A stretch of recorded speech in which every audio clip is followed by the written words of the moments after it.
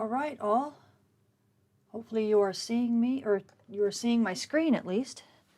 I'm hoping that's true. And you'll see me in just a moment. Hello, hello, hello. How is everyone doing? Is everybody, can you guys hear me? Can you see me? Hopefully you can hear me and you can see me.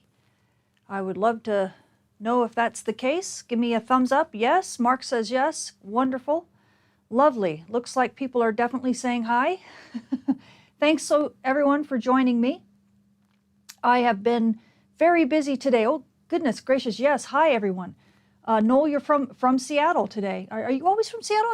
I guess you are. Noel, yeah, that's right. You are, aren't you? Always from the north. You definitely could be getting some aurora tonight. Yes, yes, yes. Wonderful, guys. I'm so glad. Thank you. You tell me you can see me and hear me. Some people are from Hawaii or Ohio, I see. Yes, wonderful. Okay. And from Germany. My goodness, you're up late today. What I'm going to do to start this off is I'm going to give a reasonably quick forecast so that those of you who are either tired and want to go to bed or want to get out and look at aurora, if there happens to be some right at the moment, you can get out and get done. And then I'll go into a bit of a deeper dive so that we can talk a little bit more in detail of what is happening, including things like coronagraphs and looking at the real-time data. We definitely have a solar storm that's hitting now. We've had this solar storm sandwich that I'm going to talk about here in just a moment.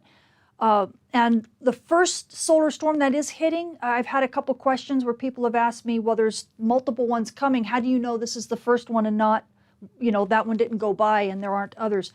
I'll talk more about that in the deep dive, but I do believe this is the first solar storm, which is one of the grazing and glancing blows that we'll talk about in a sec, and not the one that's going to be a direct hit, okay? And the reason why I call it a sandwich, you'll see why here in a minute, but it has to do with the fact that we've got two glancing blows ahead of a direct hit, and then that will be followed by some fast solar wind. So the direct hit really is kind of like the main course, but we've got the appetizers, which are happening now, and then of course we've got the dessert, which will be the fast solar wind. So aurora photographers are going to be loving life this week because we've got potentially up to 6 days worth of aurora, either strong aurora or patchy aurora. But nonetheless, it should be a really fun show. So the sun has really gotten busy in a short period of time. Okay, so, oh my goodness, I see hi from Paris. Thank you, Dwayne. Thank you for joining us from Paris. This is wonderful, and from Finland. So you are definitely getting aurora in Finland right now.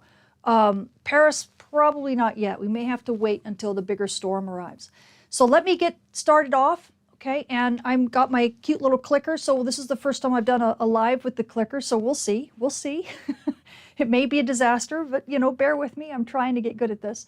Okay, so what we've got is the sun right here, and what I'm going to put this in motion. And the first thing you're going to see here is down in the south. You're going to see this region right late on the 31st. This region erupted, whoosh, right there. Do you see that? So that was the first solar storm launch that we had. This is the one that I'm calling a southward storm. So you'll see that annotated later on where I say south storm or southward storm. This is the one I'm talking about. So this storm mainly went south of Earth, but it had a slightly Earth-directed component, but it looked like it was going to be grazing us. And in fact, as we'll talk about later, especially in the deep dive, not only is it hitting us, it's hitting us with some ferocity. Not so much in speed, because this thing was reasonably slow, as you could see coming off the disk, but it's really strong. So when we get these, that's the one thing about these filament launches, and that's really what we're going to be looking at today. We're not looking at a bunch of active regions because they have not been all that busy. What has been busy has actually been the filaments. Okay, they've these big, long, snake-like things, and that's the cool thing about filaments is that when they launch, they're usually pretty dense. And so when they hit Earth, even if they're moving slowly, they can still bring us some decent aurora because they typically are dense structures with very large magnetic fields. And that's exactly what we're seeing here, even from this storm, which looked like a pretty gentle creature coming off. Okay, so now let me move forward. So this is the first one we were expecting. It has now hit, okay? But now, look up in here. It's kind of hard to watch it, but right here near region 3479, you'll see it here in just a moment. It'll go whoosh, right here, whoosh. Do you see that? So that, you can actually see the ribbons spreading right here. That was the second solar storm. It's a little bit easier to see if I were to switch wavelengths on you, but this is kind of a blend between the bronze sun and the red sun. So you kind of see a little bit of the wispy stuff coming off. Now that is a solar storm that I'm calling the northward storm, okay? So we had the southward storm on the 31st into the 1st. We had the northward storm, as you can see, about midday on the 2nd launch. And this one's mainly going northward. We can tell from coronagraphs, and again, I'll put those up in the deep dive. But that's not the only one. So those are the two glancing blows that we're expected to get, okay? So we do have this one yet to come. And then as we look on the 3rd, look at this long filament here. Ready? Whoosh! Look at that big monster. This huge thing, right, all the way up here. This thing launched just the other day. This was on the 3rd, okay, not quite midday on the 3rd. Now this is the one that really is going to be much more of a direct hit. Part of that has to do with the fact that this thing is a bit more centered. It is still reasonably northward. It's not really any less northward, but it does have this tail over here that then allows it, as it expands out, to have a much bigger chance of hitting Earth. Plus the fact that it's oriented almost what we call low inclination as opposed to high inclination. So this thing definitely has a good chance of hitting Earth, and I don't think it's going to be impacted by this, but we'll talk about this in a sec. So the 31st, the 1st, and now, or excuse me, the 31st to the 1st, the 2nd, and now the 3rd. So bam, bam, bam, okay? 3 solar storm launches. We are just beginning to see the first one now, and over the past few hours. And the other 2 are planned to hit on the 5th, so we'll talk more about that. Now, that's not the only thing. We also have, of course, this massive coronal hole. And this massive coronal hole is going to be sending us some fast solar wind here starting probably late on the 7th. And because it's got a very vertical wall like this, there's a good chance it's going to slam on hard, okay? Because the shape of these holes actually makes a difference as to how the fast wind hits you. And if it's a big vertical wall, boy, these things they don't ramp up fast. They slam on hard like a brick wall. So we're expecting to see this fast solar wind starting around the 7th, and because it's elongated, this coronal hole, we're going to get a bit of a large pocket of fast solar wind. So that could actually continue through the 8th, possibly the 9th, and finally waning by the time we reach the 10th. Now, aurora photographers, if you're at high latitudes, you could be getting a show the entire time, basically from now all the way through to like the 9th or into the 10th. But if you're at mid latitudes, well, we're probably going to have a little bit of a lull between the filament eruptions that we've had and the arrival of the fast solar wind. So there might be a little bit of a lull right around the 6th, late on the 6th into the 7th, but don't be discouraged, because that just means that part 1 is done, the main course is done, and now we're going to get the dessert, which is going to be the fast solar wind. So we definitely are going to be having some fun with this, with all of these structures here in a sec. Now, if we switch to our solar storm prediction model, this is, and I should probably back up just a little bit. Let's see if I can back up. There we go. So this is NASA's version of the model. I'm going to go into what the 3 solar storms were. And I think I have, yes, I do. I have this labeled southward storm, okay? So this is the first one that was launched back on the 31st into the 1st. And with NASA's version of the prediction model, you're looking down at the sun from the North Pole. Here's Earth off to the right. Okay, and then if I set that thing in motion again, let it go forward, you can see it, boom, right there. That solar storm is hitting Earth here. The impact time, it was supposed to be early on the 4th. I knew that was wrong. I just knew it was too fast, so I didn't make a big deal of it. Plus, it's a glancing solar storm blow. If I switch over here so you can see the north-south cut, this is a cut right through the Earth-Sun line. So if I cut and take a slice right down this portion right here, and I kind of flip it on its side so you can see the north part and the south part, that's what this is, okay? It's a cut along that Earth-Sun line, and so you can see the northern and the southern part, and you can see that solar storm. Let me back it up just a little bit. You'll watch that solar storm. See, it comes out of the sun. Whoop. Oh, that was cute. See, I'm not quite good at that yet, am I? Let me do here. Okay, I'll start it again. I'll get better. I'm a little happy with my trigger finger. Nope, that's also a later storm. Sorry, guys. There we go. Let's try this one. Okay, so this is the southward storm. You can see it coming out, right? So that's the one that's going further south. You do see a little bit of the impact here at Earth in what we call the ecliptic plane. We weren't expecting it to be really all that intense. We knew it was going to be slow. It actually was a lot slower. This one has now actually hit around 17, I think it was about 1700 UTC today. And it has been giving us some decent aurora. It's actually been pretty strong. This solar storm is, so it's a bit more of a glancing blow, but it's kind of ratty field. I don't think we're going to get sustained southward field from it. It would be nice, but we might. At any rate, so that's the first one, okay, and that is what's hitting now. We definitely know it's that solar storm because of the speed. It's moving at about 350 kilometers a second, which is extremely slow, and I'll talk more about that later. But the timing is right. For it to move that slow, it would arrive, you know, about almost 11/5, almost the beginning of November 5th. So it was a little bit faster than that, but a lot slower than what this model prediction indicated. But I definitely think everything is really consistent with it being this particular solar storm. So we're going to be dealing with that for the next 24 hours or so. Now, as we continue moving on, okay, you're going to play now, right? Yeah, there we go. Is it playing? Okay. What are you doing? I guess it's stuck on. Why are you stuck? I got to find out why. Okay, here we go.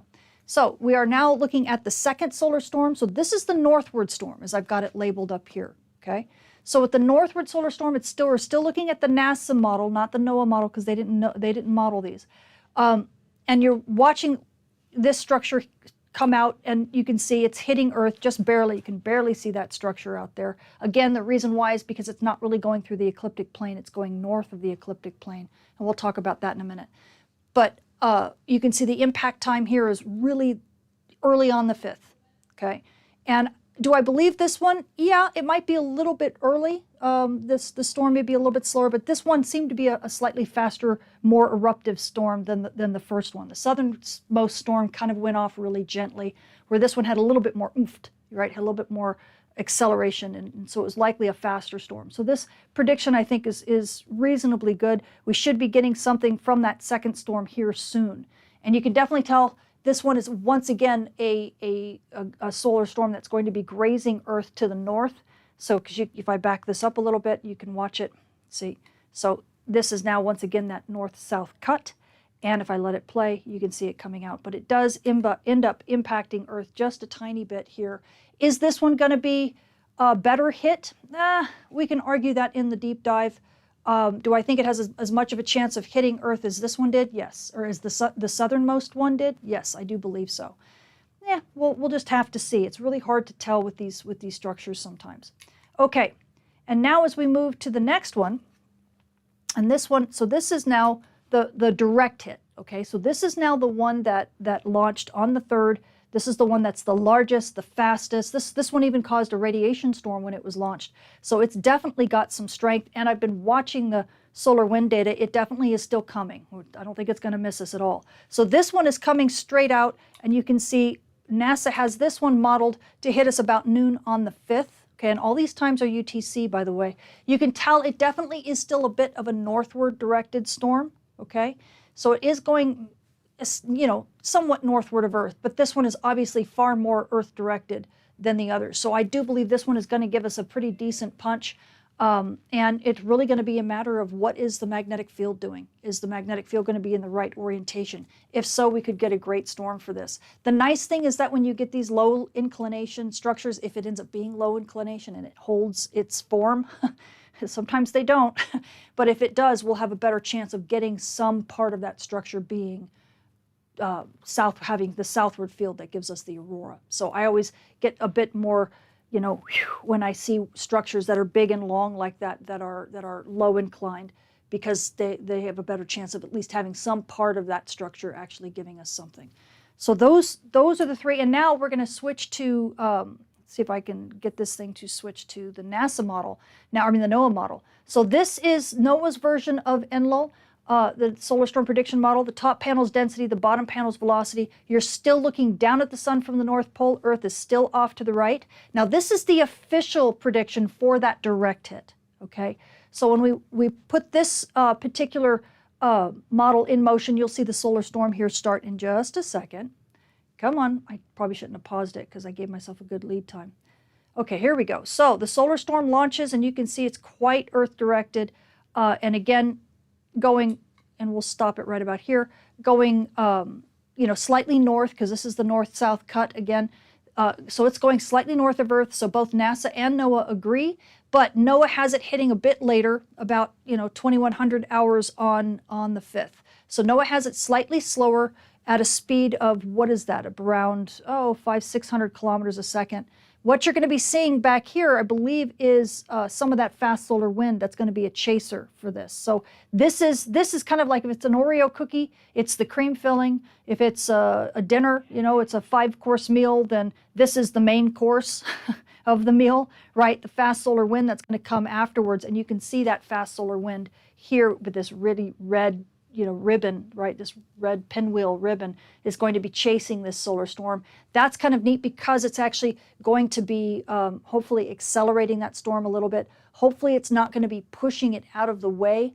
I don't think so, because the coronal hole is pretty southward, where this storm is reasonably northward. I think it's going to steer clear enough of that fast solar wind that it's not going to affect its path too much. Cross our fingers, because the last thing we want is to have that solar wind, that fast solar wind stream, blow this big solar storm even further north. Because if it blows it further north, well, the stupid thing isn't going to, it's going to cause it to almost miss us. So let's keep your fingers crossed that the fast solar wind stays behind and stays a little bit on the low side, on the, back and down in the southern hemisphere, so it doesn't affect this structure all that much. But don't be freaked out when you see the NOAA model. They do have a really high density for this structure.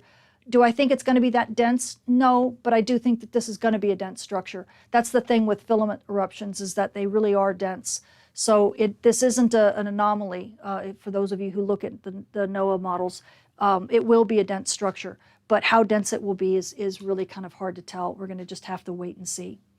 Okay, so now we're going to switch to our moon for just a moment. So those of you who are, looking for aurora, right? We are now coming out of we're coming into the new moon, right? We're going to be, so the moon is getting dimmer and dimmer. And I forget where we're going to be sitting. Are we sitting at like 8% by the 10th? I forget. I have to actually look. 8.5%. Yeah. So by noon on the 10th, we're going to have just a sliver of a moon. So you night sky watchers, wow, this is a great time to get aurora, because the moon is just getting weaker and weaker, dimmer and dimmer as time goes on. So hopefully that will give us some good chances for even if the aurora is dim and not easy to see, the moon won't be, at least it won't be competing for your time and your camera. Okay, so now we're going to switch to our 5 days. We'll do that, thank you. So switching to our solar storm conditions and aurora possibilities over the coming week. At high latitudes, NOAA is, well, I have kind of split with NOAA, okay? So this is not the official NOAA 3-day forecast. They now have one out. I have not looked at it since I did these, so things may be slightly different. But at high latitudes, I'm expecting major storm conditions. I know NOAA has a storm watch, I believe, out for a G2 level, but we might even have about a 20 to 40% chance of a severe storm. It really depends upon what these two grazing blows do. We do have some really strong solar or magnetic field right now. It's flipping north and south, so right now it's not giving us like as an intense opportunity for aurora as I would like, but I'm just assuming that it could stay southward. And so at high latitudes, I'm going to say this and be a slightly optimistic. Now, remember, we have this storm, and then we have the northward storm that's going to hit. That's probably going to be hitting at the same time, sometime on November 5th. And then we have that direct hit coming. So that's why I'm saying a major storm and giving us a decent opportunity for severe storm chance. Then, excuse me, one of my computers shuts down. And then as we move into the 7th, things should probably drop to about active conditions. I'm expecting this is going to be the lull. Now, it's not enough to prevent aurora from happening at high latitudes, but it's enough to kind of just make it wane a little bit. So we'll be at the wind watch point at that time. We might see some sporadic aurora here and there, especially at high latitudes, with about a 55% chance of a minor storm again. That's my I should have put an asterisk here because that's my optimistic view. And then once that fast solar wind hits, then of course we're going to probably jump back up to minor storm conditions. Might get a decent chance for a major storm, but I don't think it's going to go back up into the severe category. The solar wind streams have not been all that fast, but they're, we are at solar max, so it's not bad. Okay, and so as then we'll switch just momentarily. We'll switch to our mid latitudes, and I'll probably have to wait for it. So give me a moment while it switches. I still have to time these out. I probably should have put a marker on this one. Come on, give me my mid latitude stuff. Hello, hello, there we go. Okay, and as we go to our mid-latitudes, once again, we're dealing with minor storm conditions, which is, I think we have actually reached minor storm conditions now as of either late on the 4th or early on the 5th, and that's likely going to continue. I don't know if we're going to jump to major storm conditions, but I've given us about a 20 to 35% chance of a major storm over, the next day or so as we get these other two storms hitting. And yes, aurora is going to be likely. Now, is it going to be as solid as high latitudes? No. But it still is the best chance we've had since, I think, like April to see aurora down at mid-latitudes. And then, of course, we're going to die back down. I am still calling it active conditions because I think there's going to be enough reverberation of the Earth's magnetic shield that it's just going to be so touch sensitive that anything is going to set it off and jump it back up to active conditions. So we do have a chance for aurora with maybe about a 25% chance of minor storm conditions on the 7th. And then when that fast wind hits, then we'll jump back up to minor storm. I don't think it's going to last as long. I think likely at mid latitudes we're going to jump back down to active conditions by the 9th and then be completely calm again by the 10th. But of course we do have a lot of other possibilities with all those filaments you saw on the Earth-facing disk. If any one of those goes, we could be starting this process all over again. So definitely take this forecast with a grain of salt, because we could be seeing more aurora even past this. But this looks pretty good even for you guys down at mid-latitudes. So that's some good news for you there. And now in just a moment, I will switch to solar flare and radiation, solar flare and, solar flare and radio blackout, dayside radio blackout outlook. I try to memorize these things, and I'm not very good at it, sadly. Okay, so now for our solar flare and dayside radio blackout outlook over the coming week. We're sitting at about 155 for the solar flux right now. It's not like a huge, a huge increase or anything from last week. I was actually hoping we'd boost up just a little bit more, but we're sitting in the minor noise range. We've got a couple regions that are big flare players. In fact, we're getting about a 25% chance of M-class flares at an R1 to R2 level radio blackout, and about a 5% chance at an X-class flare at an R3 level radio blackout. This is likely going to continue through this week. We may drop down a little bit as I believe it's region 2474 rotates to the far side. But region 2480 is the one that we're really watching and really keeping that risk up. It's also going to help keep that solar flux up. And then by the 9th, we should be getting some new regions rotating into Earth view. So we might get that flare risk to rise again a bit. But for the most part, things are going to be reasonably quiet, just with some sporadic radio blackouts, probably short-lived for the most part, not a bunch of long gradual ones. And that's probably going to be the way that stays for a while. Let's see if I can jump. Okay, so now as we switch, to our radiation storm and polar aviation outlook over the coming week, everything is in the green. That's the nice thing, is that we're in the D1 normal range for you aviators at flight level 360. That's also the S0 quiet range for all the rest of us. And we're looking at basically no risk for radiation storms over the next few days. As we begin to move into the 8th and 9th, we might see that radiation storm risk rise a little bit. That's because region 3480 is going to be rotating, kind of starting to rotate to the sun's west limb. It's just starting its way, so it's gonna be a slow rise, but we might get up to about 10% chance for a radiation storm as that region rotates to that part of the sun. It's only if it stays really active, so we'll have to keep watching it there. But for the most part, for everyone, even frequent flyers and high-risk passengers, you're all in the green. Everything looks pretty good, and it's likely going to stay that way.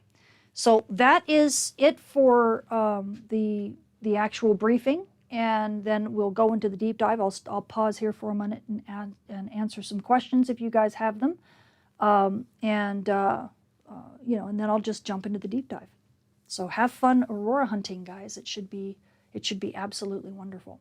Oh, and also, if you are a drone pilot, definitely calibrate those magnetometers quite a bit, especially if you're on the night side, but even on the day side, because it does affect, these solar storms does affect your magnetometer, and it can get out of whack and cause you to have some drift, and you won't be able to do hover, like out of ground hover very well. And also, of course, stay away from aurora and stay away from the dawn dust terminators, as those are going to be problematic for you over the next couple days in terms of your GPS reception. Okay?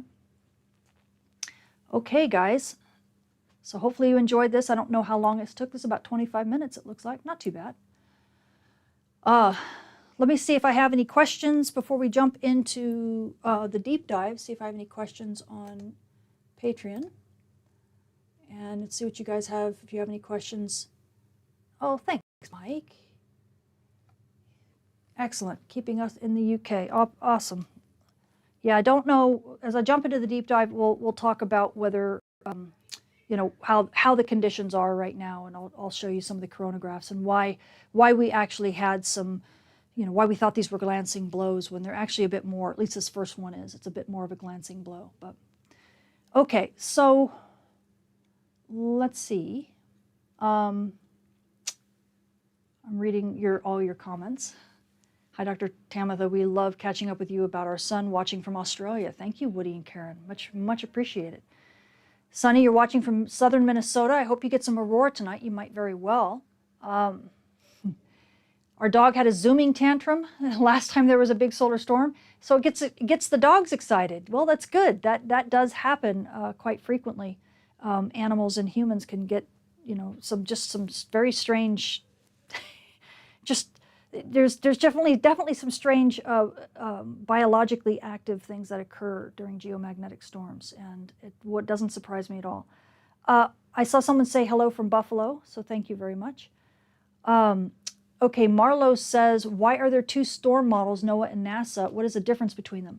Well, to be totally honest, NASA has, it's more an operational difference, because the NLO model is actually written by the same person. And there are different versions of the NLO model, but apparently, as I've learned from Dushan, who wrote the model, he says actually all NLO models have all the details in it. It's just how you decide to code something up, or how you decide to switch certain things on and certain things off, that then kind of give you the flavor of what the different versions are. So when you see version number blah, blah, blah, that according to the author, that has more to do with kind of some internal changes that they make. And a lot of that has to do with how the density of the solar wind works, in a sense. I don't want to get too much into the details, but there's some numerical changes that you can make that effectively acts like kind of like the diffusion of the solar wind, and how the behavior of the solar wind and the characteristics. So that makes things evolve differently. It also makes fast solar wind look different, the ambient background solar wind look different.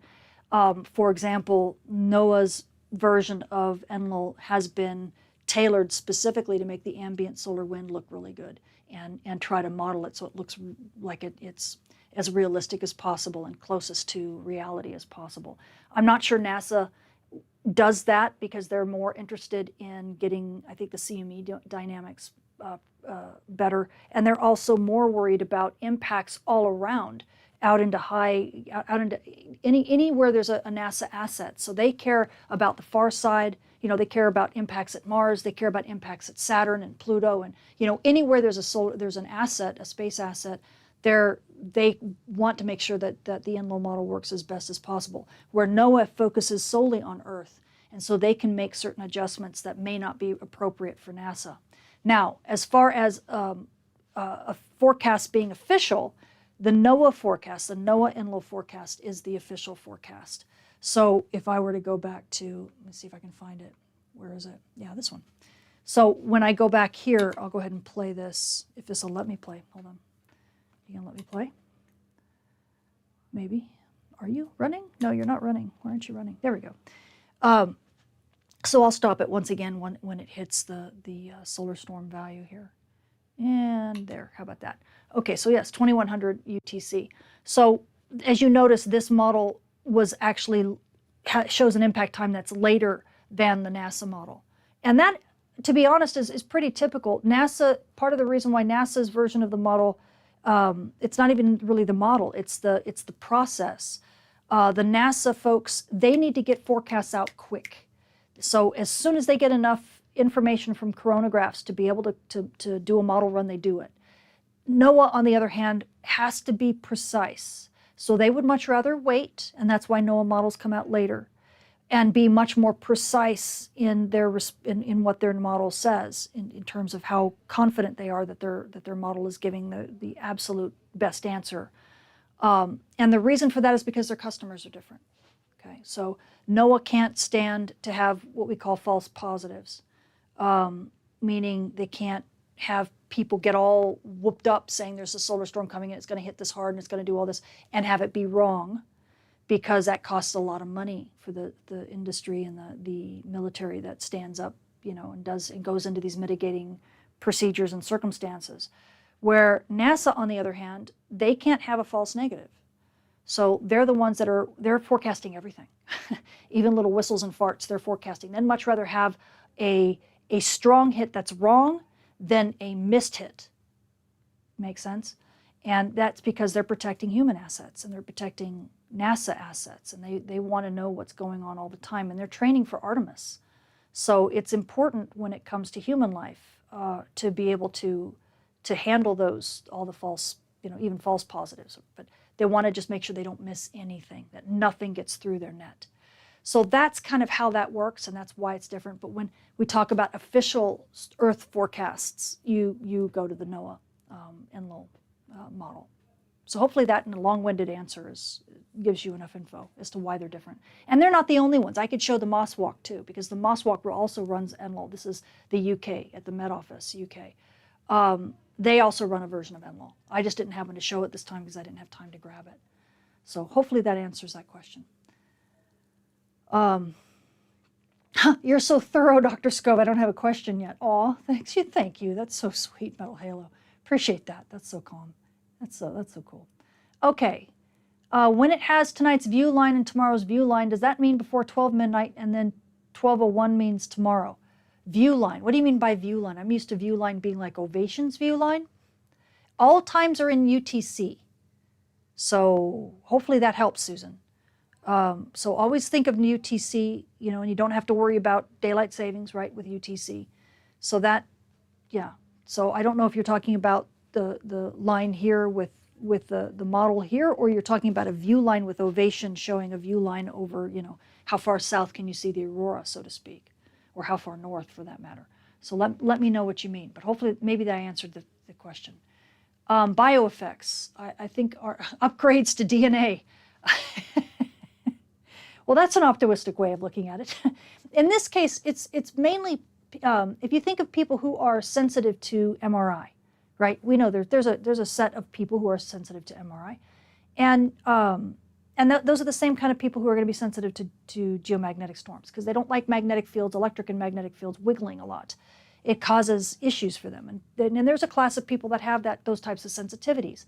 A very common one is having heavy metal poisoning. If you have heavy metal poisoning, you oftentimes break out a rash just using your cell phone, because the electric and magnetic fields in your cell phone cause issues. It causes all the little metal dipoles to line up in your blood, and it just doesn't do well with your body.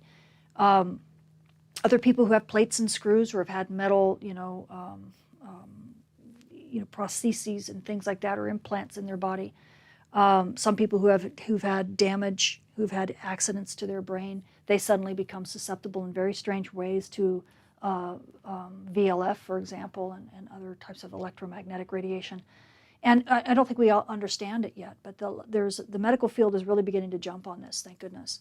As a matter of fact, we've learned a lot of it from looking at birds and different migratory animals. There was a solar storm that happened not that long ago, and there was something like thousands, like 10,000 canaries or yellow birds that slammed into this building up, I think in Wisconsin. I have to remember where it was, but I actually have the article that I'm in the process of reading, and it just blows me away because they gave a specific time of when it happened, and so I went back and I looked at the solar, the geomagnetic field data, and sure enough, it was exactly the times when we had a minor solar storm, but a solar storm nonetheless. So it tells me that there are times during the equinoxes, for example, when you have these geomagnetic storms, and it's also when you have migratory birds doing their thing. And it's kind of sad because these intensities are probably when you actually see the most weird accidents where birds slam into buildings and glass windows on their path, their normal path, because they're confused, because the magnetic field is confusing them with it wiggling like that. It's really interesting. There's so many studies that need to be done that haven't been done yet, just because people didn't know to. But I think as our ability to forecast space weather gets better and our ability to communicate it in real time gets better, more and more of this information gets out and people start going, we really need to do some research on this. And sure enough, there's a lot that can be discovered by digging just barely into the details. It's just that nobody's done it before. So it's pretty cool. Sad, but cool in that case. Okay, sorry. Anyway, I got off on a tangent. Okay. So, yeah, it's going to be fun. Alan, I agree. It's definitely going to be fun. Magnetosphere Mambo, right. Yeah, I used to call it the chicken dance. How likely are we going to see? Oh, shoot, it moved too fast. Hi. Okay, you have interesting news and information. This is Greg about space weather. And my friend, I am from Franklin, Wisconsin. Well, wonderful. You might get a chance to see some aurora tonight, hopefully. Either tonight or possibly tomorrow. Okay, is that, you have a zero tolerance for selfish people? Is that a reaction to the solar storm? I have no idea. Is it only happen when the solar storm happens? You could keep a journal. Otherwise, it might just be the political climate, because there's a lot of that going on right now. Okay. Fibrosis, oh, they are understanding it. Harvard paper. Oh, that's good. July 2022 is good as solar flares activate endothelial and inflammation. Interesting. I'd like to know that paper. Yeah, if you have a link to that paper, put it up in the chat. I'd really appreciate it. That'd be great. Okay, is the cannibalization confirmed? Okay, we have to be careful. Max, what is it? Max Stonage? Strange? CMEs that cannibalize each other. Oh, poor Nat Gopalswamy. He rues the day that he created that term, because it makes people think that CMEs are eating each other. CMEs are not eating each other. They slam into each other and then compress each other. So they don't gobble each other up. That's not how it works. Even when you see it in a model like Enlil, the model, unfortunately, we can't add all the magnetic field features that are realistic. We can't add all that in because these models won't run faster than real time. So it looks like these CMEs kind of like coalesce and become a single one, if one slams into the other. In actuality, they're like bumper cars. So they bump into each other and they can't press through each other. They can't mix or intermingle. But what they can do is they can compress each other and make each other stronger. Okay? So it makes it a bigger bang for your buck. So that's yeah. So that, be careful using the term cannibalize. As long as you understand what that term really means, then that'll serve you well. But yeah, they don't really eat each other. But yes, they can enhance one another. And I believe that's what's going to happen here. Yes. So, oh yeah, if your question gets, sorry, Spirit, if your question gets buried, either try again or post it on Patreon. Okay. Let's see. Wonderful. You're going to start paying more attention. Wonderful. Okay. Will tinfoil hats help us deflect the effect? No, not at all. You don't need them. And tinfoil hats don't really help anyway, because we're not talking about electric fields, we're talking about magnetic fields. Magnetic fields will penetrate tinfoil. Electric fields may, you can have a conductor and be able to conduct electric fields away and not have it penetrate the conductor. But magnetic fields, they penetrate everything. So that's the erroneous thing when people talk about tinfoil hats or tinfoil anything. They don't really work in these types of situations when we're dealing with magnetic fields as opposed to electric fields. Okay. Now, would you guys like me to jump into the deep dive here? Because I see, okay, thank you for that clarification. I thought they would just combine like wave. No, I know it is interesting. It's very interesting, and it's complicated, and it's part of the reason why we can't run these models faster than real time. But space weather is a fantastic field if you want to dive into it. I talk a lot about that stuff in my mini courses. So, as a matter of fact, you'll get a mini course tomorrow, those who are in the know.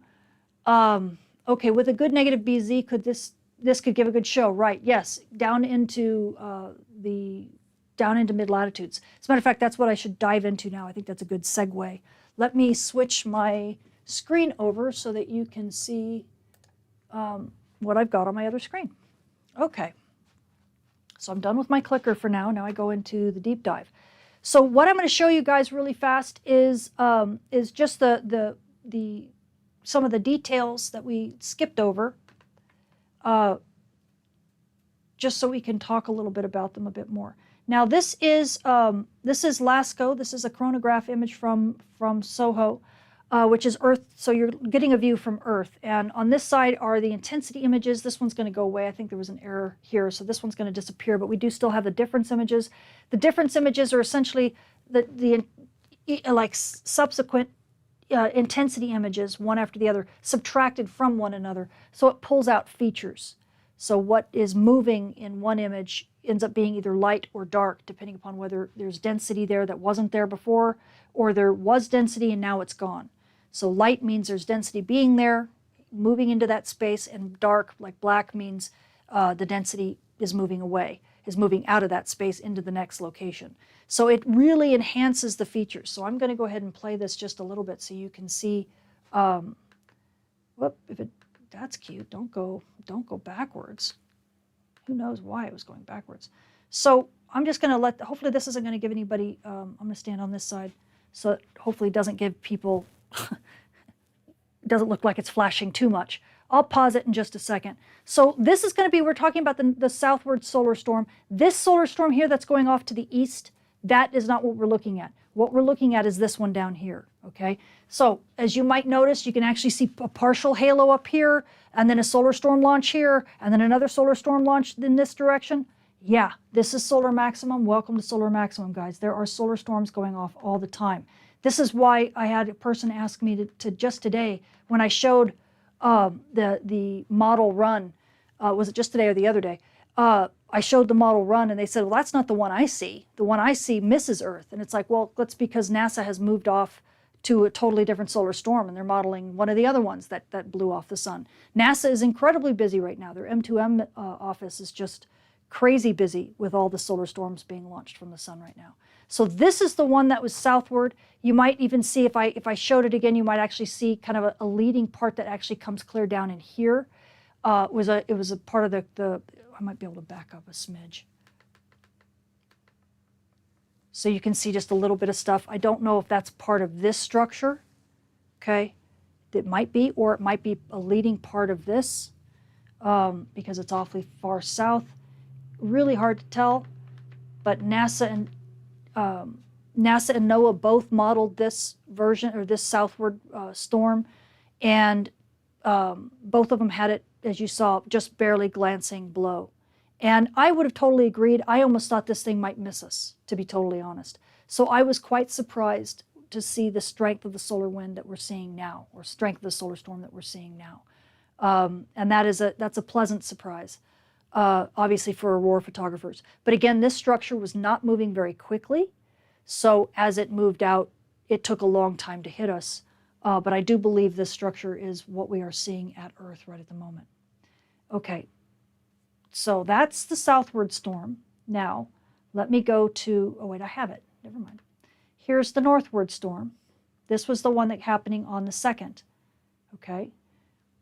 And again, you can see the intensity images here, and then of course the difference image.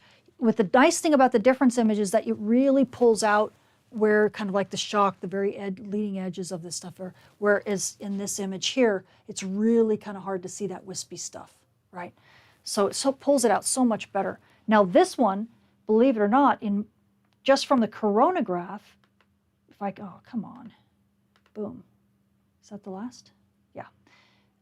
Just from the coronagraph imagery, this structure looks like it's a larger eruption and has a much better chance of hitting Earth.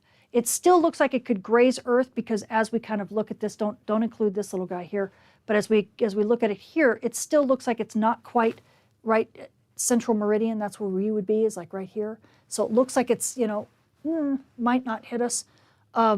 I am now, because of the previous storm that really looked like it wasn't going to hit us at all, I am a bit more, optimistic that this one will hit us too.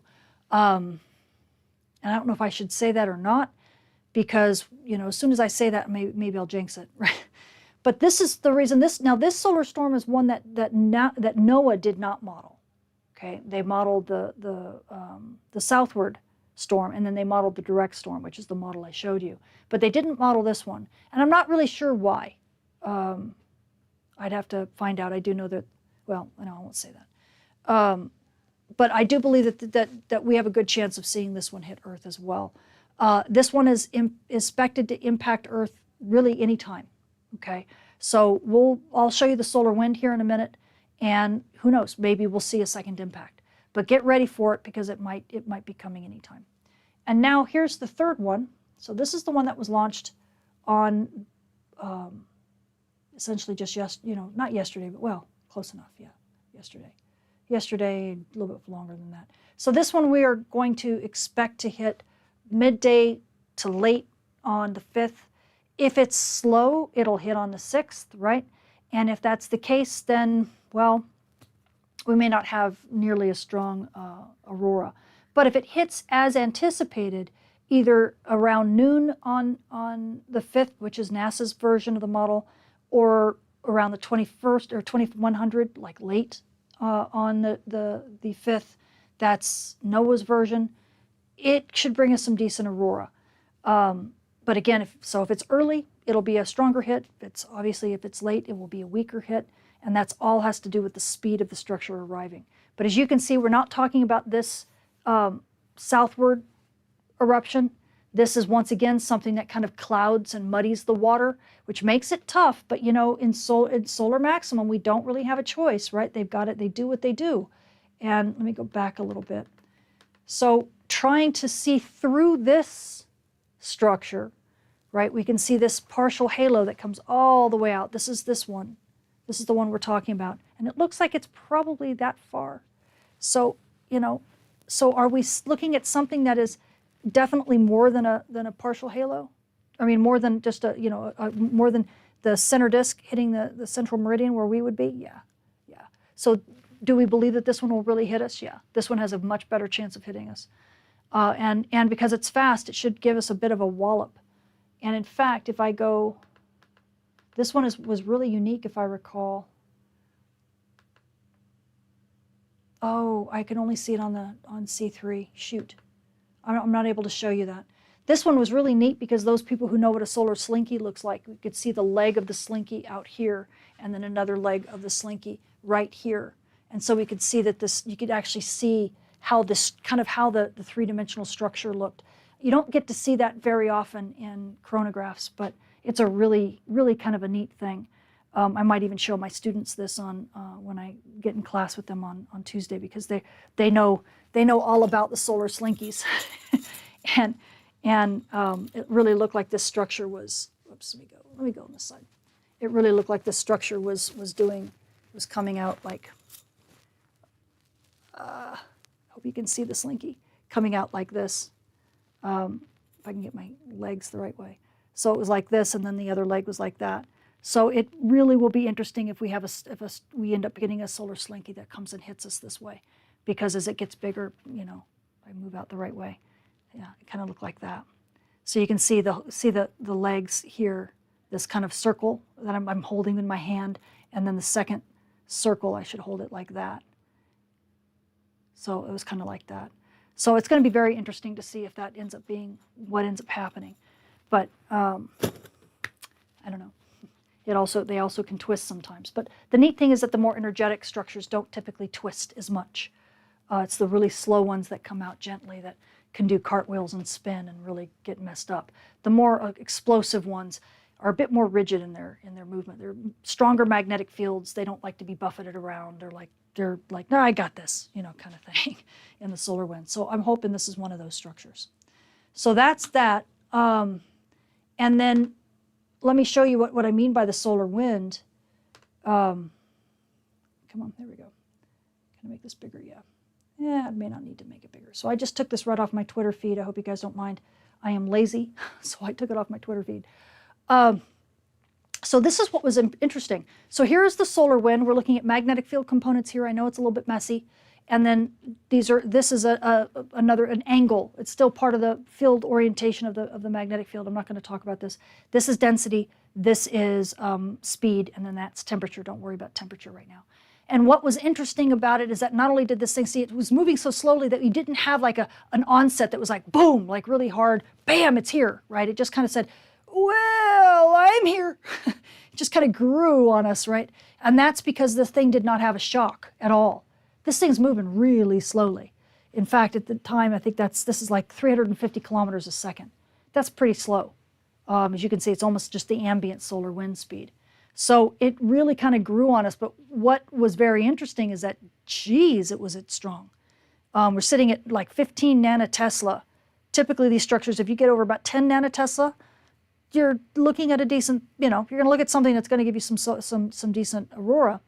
But 15 to 20, wahoo, yeah, it's getting pretty strong. And then if the field goes really southward, which is what you're looking at here in the red, that's the southward component. I'm sorry, you've got the other components on there that's making it harder to see. But the southward component, that red component, was really staying southward for a while. And then it kind of went up a little and then went back down. Now I'll flip it to the real-time solar wind, and you'll see it's gone up, down a few times. So it's like, ugh. But we'll see. I'll give you a updated view here in a sec. This was when it hit, and I think I don't know how many hours ago this was, but a few hours. This was what I posted on Twitter. But what also was interesting is that this thing had really high density, and I don't know if the density's come down thus far, but it's sitting at like, this was like 30 or 40 particles per cc. It's sustained. That's a lot. You don't usually see that unless it's a filament. So if the density continues to stay high, this obviously makes the aurora brighten quite a bit and can pull that auroral oval down. The biggest thing that we have against it right now is that solar wind speed. As long as that stays low, it really doesn't allow the particles. You may have a lot of particles, but they're not hitting Earth fast enough. And I got to be careful when I say that. Because those of you who know, it's not as the particles hit Earth and then they just barrel in, right? They actually have to peel, the magnetic field has to peel the Earth's magnetic shield back a little bit, and then it loads the tail of the Earth's magnetic system, and then it slingshots it forward. But how quickly it can load the tail of the Earth's magnetic system is the key. And when you have a slow solar wind, well, you can't load the tail very quickly, okay? And so you're not going to get a lot of aurora. What helps, though, is that you have a lot of dense stuff.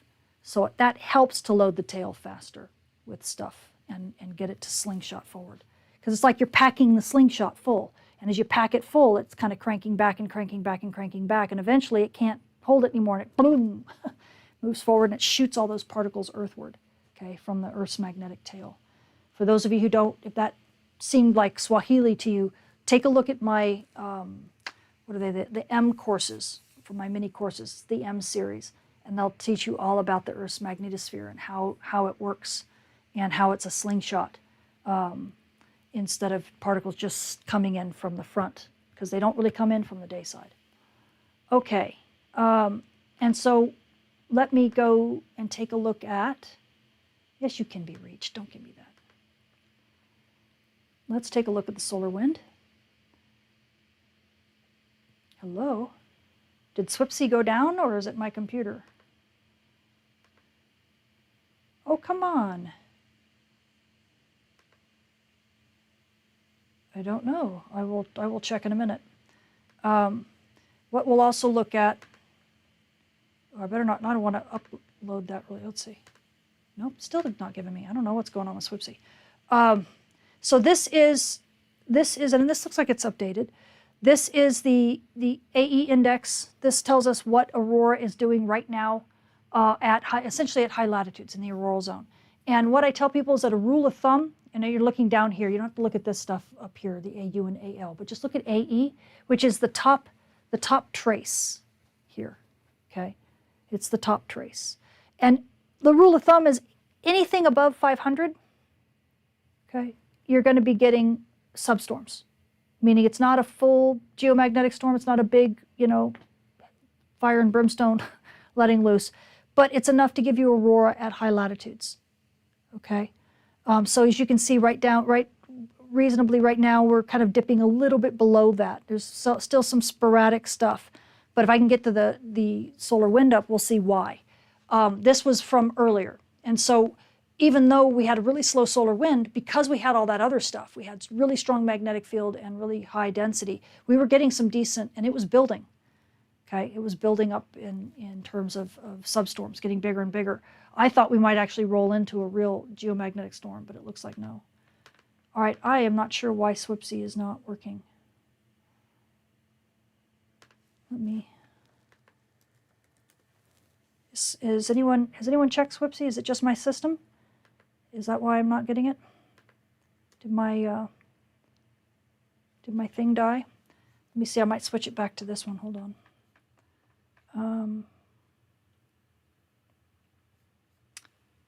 Because yeah, I'm not being able to get real data here. Hold on. No, it's my computer. Give me a sec. Obviously one of my, yeah, I know. Okay, try now. Silly thing. Okay. So let's take a look. We'll look at, just so you know, ooh, that guy is so ugly. Goodness gracious. So yeah, our KP index, oops, I'll stand on this side, our KP index right now, we haven't reached storm levels, but pretty close, right? We've got almost a KP of 5. So almost that, and it's dipping down a little bit now. I'll go ahead and look at, and our radiation storm is almost, this radiation storm, by the way, this was done with that solar storm, the direct solar storm that's going to hit us on the 5th. That's when this mini radiation storm was launched. I didn't even include it in terms of being elevated right now because it's so close to not being elevated. It's so low. This is the only reason why it's lingering at all is because that solar storm hasn't hit us yet. As soon as it hits us, this thing's going to completely go down. So I'm not really worried about it. I don't think it's going to go up at all. And I don't think it's really enough to cause anybody any grief. All right, let's see what the solar wind is doing. Ugh, goodness gracious, this is why. Yuck. Okay. So hopefully you can see, oops, I'll stand on this side. So again, the writing's too small. I'm sorry about that, but you can see the data. So this is magnetic field. The total magnetic field is the white stripe here. The BZ component, meaning the north-south component, is the red stripe. And so when I showed you that other diagram, we were right about here-ish, give or take an ish, no, right about here. And so as you can see, it's kind of wiggled and wiggled, but then it went north for a moment, came back down southward, and now look, now it's completely north. Ugh, frustrating. The density plug has gone down, so that makes me wonder if we're popping into another structure yet. I don't know. We may be still grazing this thing. This thing may have been much more intense than we realize, and had we hit the center of it, this thing may have been even stronger than what we're seeing here. We may have been, 25, 30 nanotesla with this structure. Yeah, it's impressive, and it's an impressive structure to believe it or not. For it to have this level of signature at a grazing edge, that is really, really surprising. Let me see what some of the other components are telling us. Oh yeah, look at that. Okay. Yeah, so definitely some switching of stuff here. We're getting planar. Ooh, oh, we're getting planar structures. Okay, so what that tells me is either we have crossed into a second structure, or we are now feeling the effects of that second CME kind of compressing. Remember we talked about cannibalizing? The second CME, when it comes close to the first one, what happens is that the field begins to wag back and forth. And as it does that, it causes these really sharp changes in the field. See how you get this wiggle really quick, and things like almost kind of change dramatically and then go back. And so you'll get, that's the field doing this in front of an obstacle. So as that obstacle plows through, the field does this and wiggles and stuff. And it's draping this field and compressing it. So I do believe there's a good chance that we're seeing some of the turbulence, if I can call it that. It's really not the appropriate thing to call it, but I'll call it that anyway for now. But we're seeing some of the turbulence ahead of that second solar storm that's going to hit. I don't know if we're going to see much more of this one. So aurora photographers tonight, we just may have to kind of hang out. I think the UK may have gotten the best of this brief glancing blow, okay? But still, it's don't run away, because more is coming. But this is more typical, the density that I'm seeing now, right around 10, 10 particles per cubic centimeters, much more typical of, of these structures. So this was definitely a big density plug, and it looks like we are beginning to move into some different, possibly a different structure. So that is the way it is right now. Are we going to reach minor, like officially minor storm levels? Probably not from this storm. If you look at the HP 30 and HP 60 indices, though, did we reach them locally? Probably. Let's take a look at HP 30. Oh yeah, look at that. So we reached a peak was 5.33. So we definitely reached, for a short period, storm levels, okay, at mid-latitudes. So if there were people, sadly, having it last only this long and having the auroral oval be tilted kind of away from the UK and away from that part of the world, the timing was bad. So you guys probably didn't see much over there at that latitude. Oh, look, there's another update. And more if you wonder why that changes, more stations come in. And so as more stations come in, they can refine their numbers. So if you notice, it just went up a little bit more. So the KP of 5 lasted for about an hour. KP of 5.33, and then another 5. So an hour and a half or so of this peak. So there was a short window. And I know a lot of people in the UK, if I recall, they were clouded out. I saw some people in the Hebrides and whatnot. If I go back to my profile at the moment, because I retweeted a couple. So here's a couple aurora captures from this evening. John is really great out there in the Isle of Lewis, and it's been just pretty foggy, and pretty cloudy rather. And then here's some from the Netherlands behind the clouds as well. So then we know that the Netherlands and Scotland have gotten some aurora. Wherever it's clear, they probably got some decent stuff, but it didn't last all that long. But again, that's not something that, that's going to go away anytime soon. Let's see if there's any other people who have, since you're here, some people are asking about Scotland. Wait, okay, let's wait till this updates. Oh, Sarah, hi. That's sweet. One of my former students.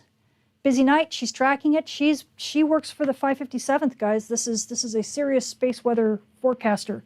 Swipsy is trying to hunt her down. They want her so badly. She's stellar. She's right on it. So if you don't follow her on Twitter, please do. She is definitely one to behold. So Sarah Hosial. Sorry, Sarah, if I'm mispronouncing your name. Hosial, right? Hosial. I believe that's how you pronounce it. Let's see if anyone else is seeing aurora. Oh, look! Lisa in Scotland. Yay! Look at that. She's seeing some great aurora. So I got to retweet that. So yeah, it's very, as you can tell, extremely cloudy. But expect the storm time reds. That was from earlier because we had such strong magnetic field. Good, strong southward magnetic field is going to give us the nice storm time reds. It's the quiet times that you get the green, right? And then when it goes crazy, then you get the rainbow. You get everything under the sun, it seems. So yeah, very nice, very nice. More beautiful storm time reds. But we may have to wait. The Western Hemisphere may have to wait for, for our next storm. But yeah, a lot of really bright colors that you can see at high latitudes. That's that intense density. Right? We had really strong density plug. That's what's going to make that aurora bright as hell.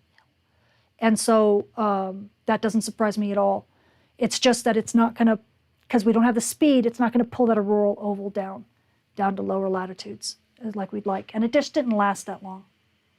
So, okay. So that tells you a little bit, guys. So what questions do you have of me? I will go ahead and put the solar wind back up here. Any other questions? Feel free to, let me check on Patreon real fast to see if I have questions. Any more questions there? And then I'll take a look here. When having radiotherapy, I almost fall asleep. Oh my goodness. Mike says, what do you think will happen on HF in the next few days? I think tonight into tomorrow, HF will be a little bit dicey. Obviously, on the night side, you need to go to lower frequencies to ride out the storm better. Day side propagation might do okay. Might actually even be better. It's just it's just hard to tell. But when that direct hit happens, when the bigger storm actually hits, then things will be a bit dicey, day side and night side. So auroral propagation obviously is going to be active, but you're definitely going to need to again just drop to lower frequencies to ride some of this stuff out, and that's about all I can say. Once they get the fast solar wind at about right around the 8th or the 9th, depends upon how what the field orientation is. If the field orientation, if it's not so bad, then it actually may increase radio propagation. I forget. Let me check really quick. What is the polarity of that coronal hole? I should have looked. Hang on. It's a really good question. It's negative. So yeah, there's a good chance that this coronal hole, the fast wind from this coronal hole, if you're used to seeing these diagrams, the fast wind from this coronal hole is not going to give us that intense because we're at the wrong time of year. We're closer to the autumn equinox. So negative polarity coronal holes don't do as well. We need a positive polarity coronal hole. So there's a chance that this will help propagation a bit on the day side. It will be fast solar wind, which will enhance the ionosphere, but it's not going to be big storm time. So we'll just have to see. It all depends upon, really what it depends upon is that main course, right? If that big direct solar storm, that one that hits us, if it hits us hard, then we'll be ringing like a bell. And so when the fast wind hits, we're going to go back up to storm conditions. But if that direct hit doesn't ring us like a bell and we don't get a big hit, then that fast solar wind may not cause radio propagation to go into the dumper. So we'll just have to see. So sadly, aurora photographers are going to be hoping that the thing makes us, this big direct storm hits us and hits us hard.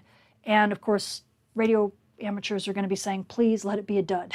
Let it be a fizzle. So you guys can duke it out. But that's my guess, is that the fast solar wind, really how much it affects radio propagation is going to be a function of how strong this main course is. Okay, so hopefully that helps. Tamitha, have you heard of Dolores Knipp at the University of Colorado on her work on how great storms occur about every 40 to 60 years? Yes, I will be actually showing some of her work tomorrow during my mini course. She is a very good colleague of mine. I've sat on panels and committees with her, so I even took her out to lunch once. So yes, Dolores is a wonderful person and a very savvy space weather physicist. I admire her work and her dedication to the field. She's just been a fantastic colleague and friend. So, okay. And what do I think about her stuff about every 40 to 60 years? I think that, to be totally honest, I think that these storms occur more frequently than that. And the big issue is really, it's a how do I say this? There's so many factors that are involved, and so much of it has to do with what the Earth is doing, and what is happening, when the solar storm hits, what the magnetic field orientation is going to be, and what our society is like, where our society's susceptibilities at that particular time. So for instance, back in the 70s when we had a few of these big storms, that our society wasn't quite as susceptible as, it was susceptible in a different way than it is today. Today it's much more susceptible to, let's say, higher radio frequencies and geomagnetic storms, whereas then HF frequencies were huge. That was a massive thing. And you know, we almost, as you'll learn tomorrow, we almost got into a nuclear war because of it. We're a lot smarter today, but we have also built-in susceptibilities that we didn't have back then. So what the biggest impacts on society with these storms really, I don't think you can couch it as simply as a function of every 40 to 60 years. If you're just looking at solar phenomena, then yeah, these superstorms, that's about how often they occur. It's about, we say about once every 50 years for superstorms. Carrington class events, depends upon your definition, it's either once every 100 years or once every 500 years, it depends. Then you can get into the Miyake events, which are even bigger than that. And this is the stuff, this is actually the subject matter of my mini courses over the past, several months now. We are talking about Carrington class events and both the public perception of them and the public definition, and then the scientific definition, and how radically different they are. It's a fun series. I think everybody likes it thus far. So I'm teaching another one tomorrow. Hopefully that answered that question.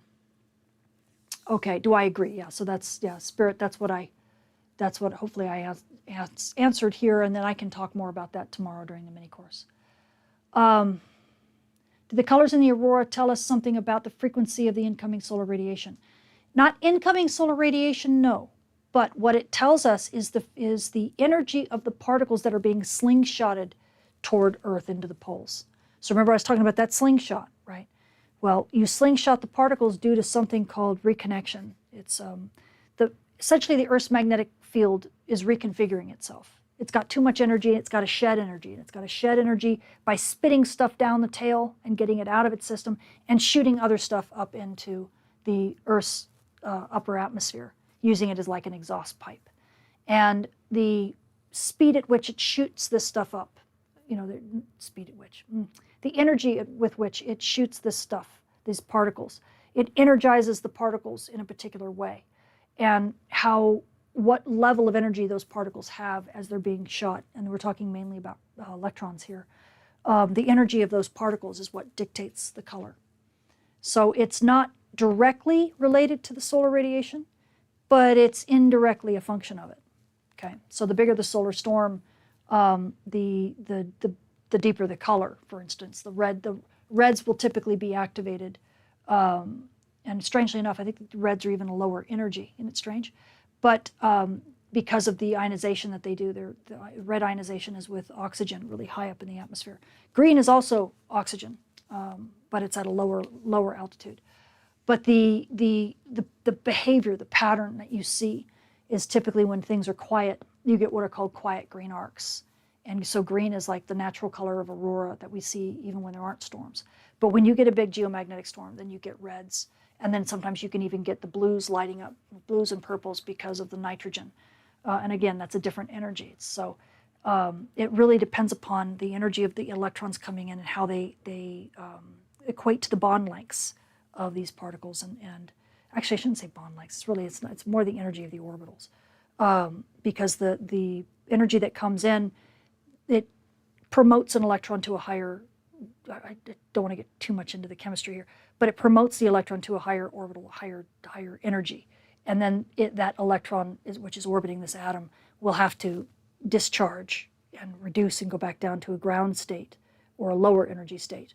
And it will emit a photon of light, and the energy of that photon is related to all of that.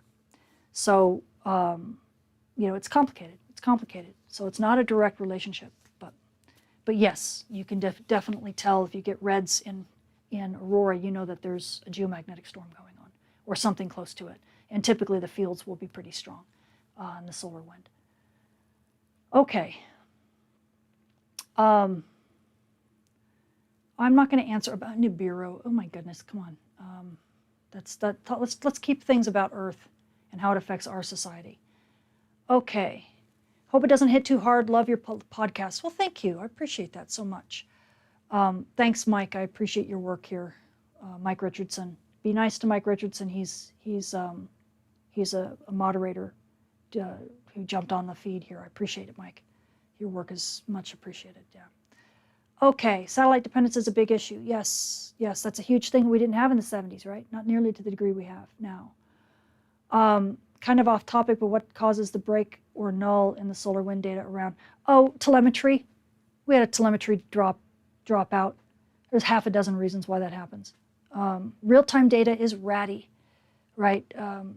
Doing things in space is not always easy. And so telemetry drops out for all sorts of different reasons.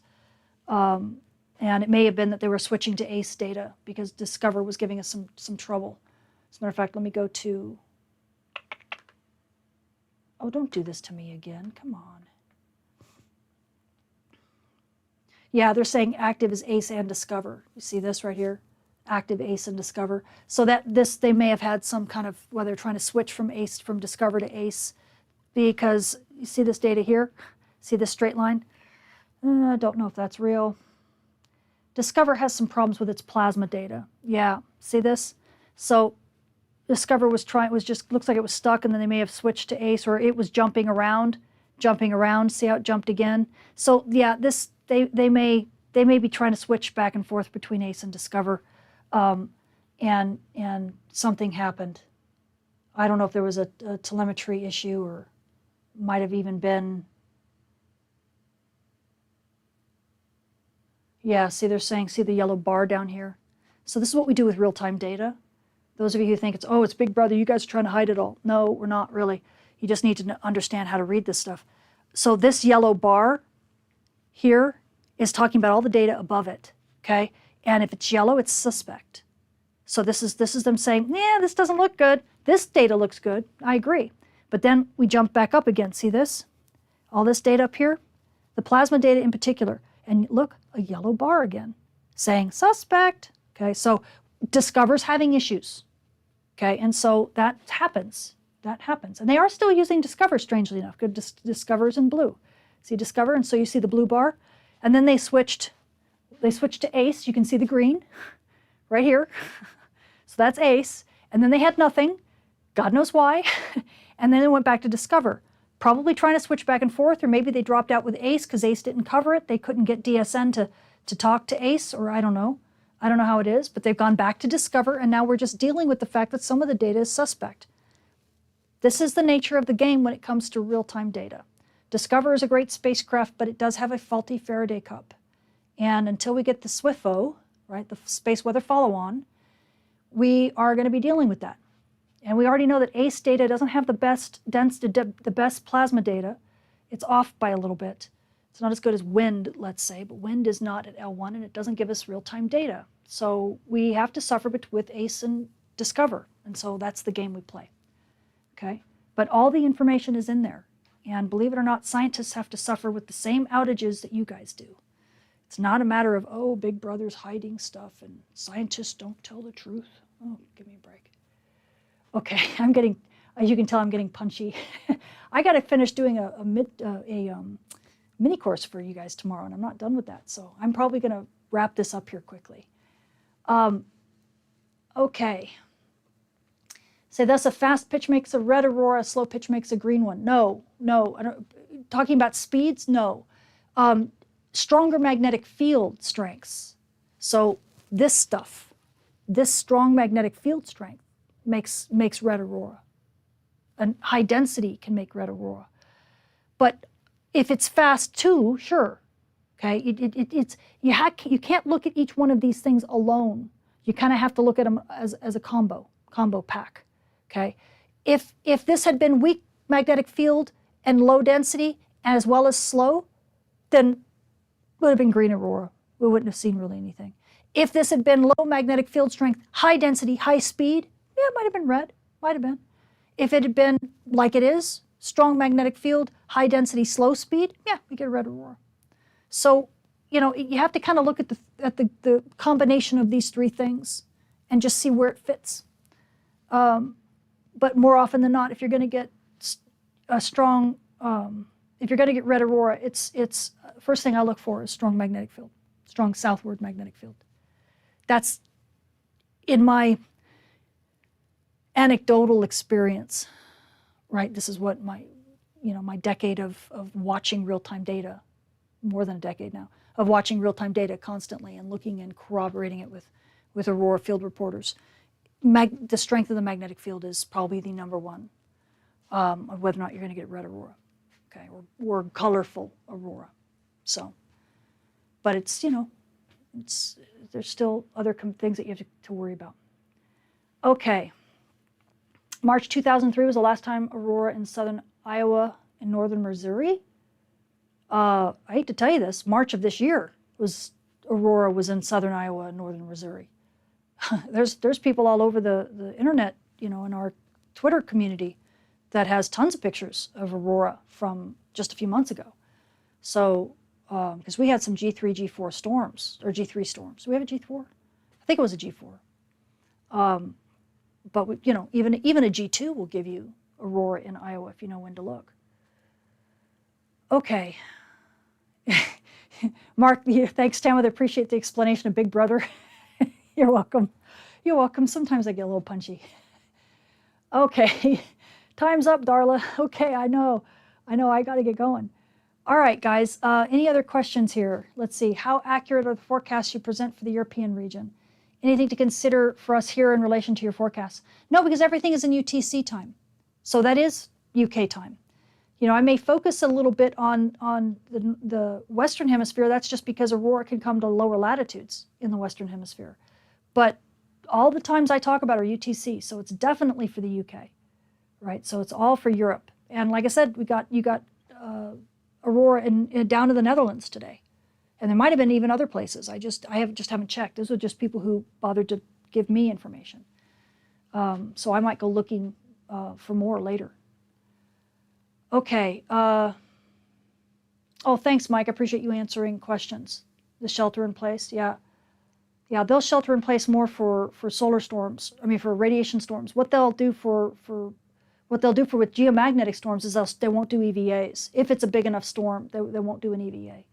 Because they'll get charged. They don't want to get shocked. When you go out in an EVA and there's a big solar storm happening like this, you definitely can get the spacesuit can charge up, and it charges up typically the opposite of the ISS, and so there'll be a big discharge if they touch it. They touch the ISS, and that shock can, you know, be very dangerous for astronauts. It can do terrible things to them. I won't repeat what it can do to them, but it's not good. Okay, guys, yes, March, a G4 in March. Thank you, Danielle. Absolutely. So, yeah, we had some great aurora back then. Got it clear down to Texas, for goodness sake. Multiple times we got it down to Texas this year, just this year. So we're waiting for more. Punchy is necessary at times. Thank you, Noel. Okay, very briefly. Yeah, Stephanie. Thank you, Steffi. Appreciate it. Okay, guys, you're very welcome to explore. Thank you. Okay, excellent. All right, guys, I will then leave you to it. Go catch some aurora if you can. Right now, it looks like we're going to be kind of in a hurry up and wait mode, but it does look like this might be trending back down southward. So keep your eyes on the solar wind or the AE index or on the, you know, on Twitter. I'm sure people are you know, going to continue to be talking about their skies and stuff like that. And I guarantee you I will be too.